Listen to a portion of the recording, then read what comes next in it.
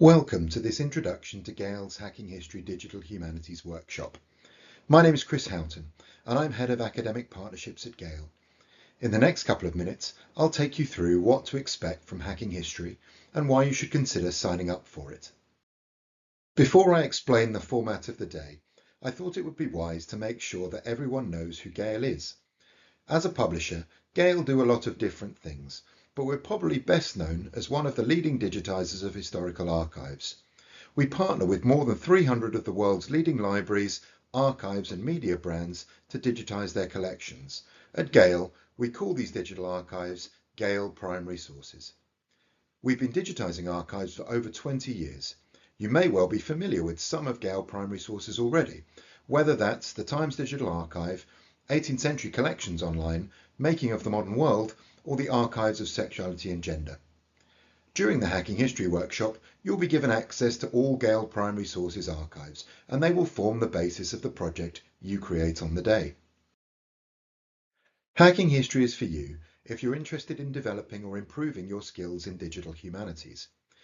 Digital humanities can broadly be defined as the intersection between humanities practice and computer science. DH techniques and methods enable scholars to analyse large sets of humanities data to give new insights into their subjects and make discoveries that would be impossible through traditional research methods. As one of the leading producers of digital archives, Gale has been providing data for use in digital humanities projects for years.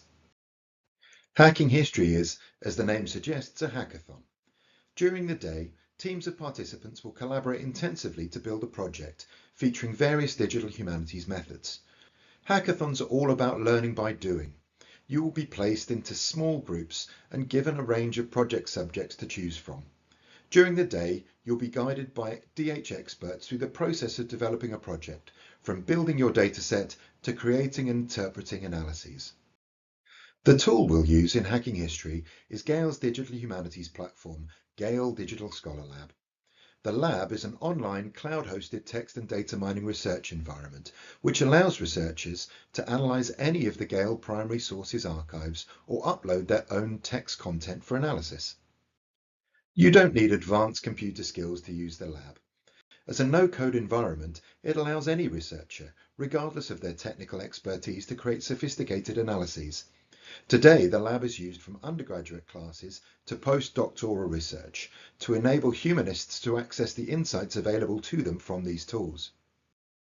At the end of the hackathon, groups will present their projects to their room. This will give you an excellent opportunity to reflect on your methodology and consider how you might apply it to your own research interests, as well as learning from other groups' work.